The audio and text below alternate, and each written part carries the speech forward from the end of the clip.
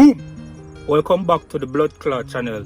Today we will be changing a unit pump or a fuel pump for a 2019 Kenworth T680 MX13 EPA 17. Let's get right into it. Keep it locked. Guys, so this is what we're dealing with today. I got this code, OEM fault P0087 engine fuel delivery pressure, and also OEM fault P0087 engine fuel delivery pressure. So what happened is, driving the truck, I felt it hesitating, so I pulled up my code reader and the fuel pressure was way below manufacturer specification.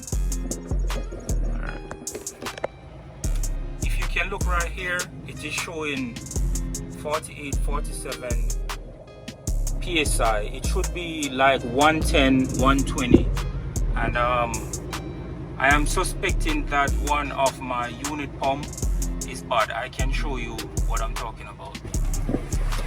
As you can see, I'm in a parking lot currently. I'm about to see if I can change that unit pump. So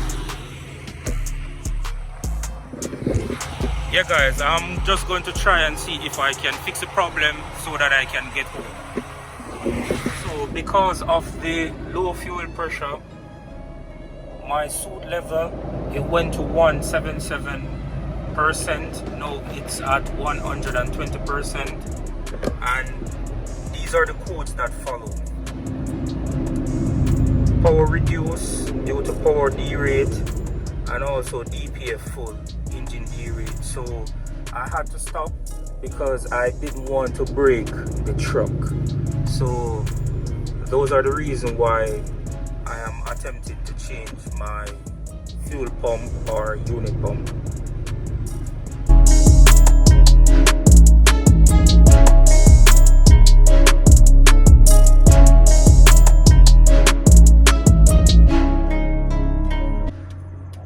So this is the unit pump I suspect is bad. So what I did, I remove this harness from the unit pump and also this from the diesel fuel temperature because the harness was blocking. Next thing I'm going to do is use a 13mm socket, which is this guy right here, with an extension to remove two 13mm bolts that are holding down the unit pump.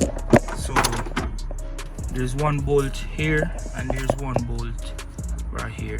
Next, I'm going to take off the fuel line that runs to the unit pump to the fuel rail.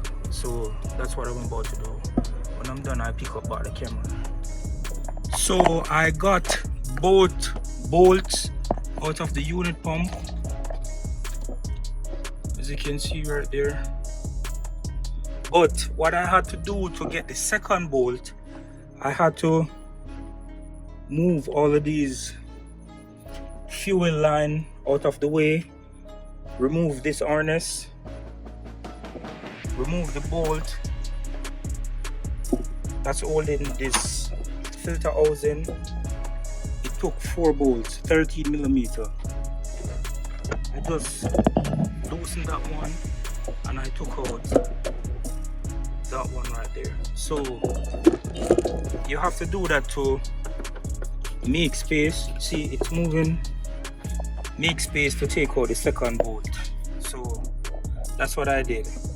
Remove this harness, remove 3 bolts from this housing, loosen the 4th bolt that's right down here. Then you have to rock it out of the way to take out the other bolt from the unit pump. So next thing I'm going to do is I'm going to remove this fuel line and take out the unit pump. So after I do that, I'm gonna get back to you. Also note, all of these bolts or 13 mil. I use a combination of a shallow 13 mil socket and also an extension with a 13 mil fuse. So I'm gonna remove that line and get back to you. So here it is, guys. This is the old unit pump, this is the new unit pump. This was the line that I was talking about that was on the unit pump like this. It used a 17mm wrench, and you unbolt it from here and off the unit pump.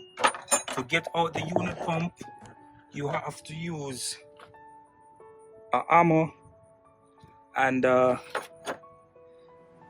pry bar.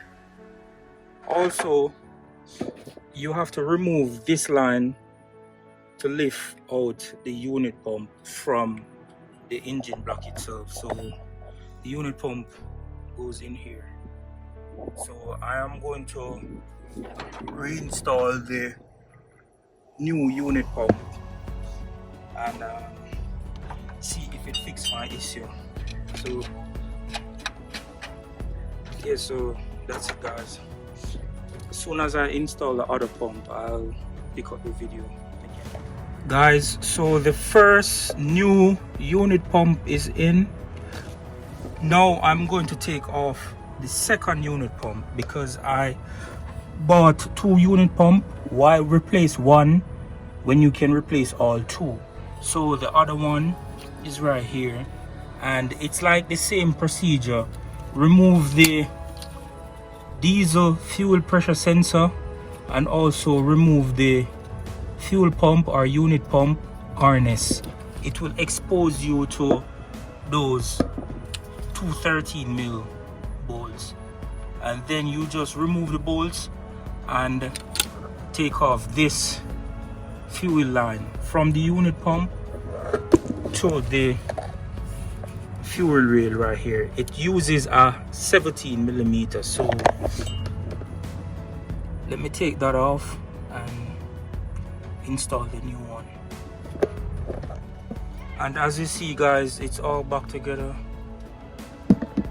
both of them installed, and I made it back home. And final thoughts: try to move all of these fuel lines, this one, then you have to move this one, and basically that's it. If you want, you can also move this line. What you want to do is just make space so that your hands can go behind right here. So if you made it to the end of this video, thank you for watching, and until next video, just keep trucking. Yay!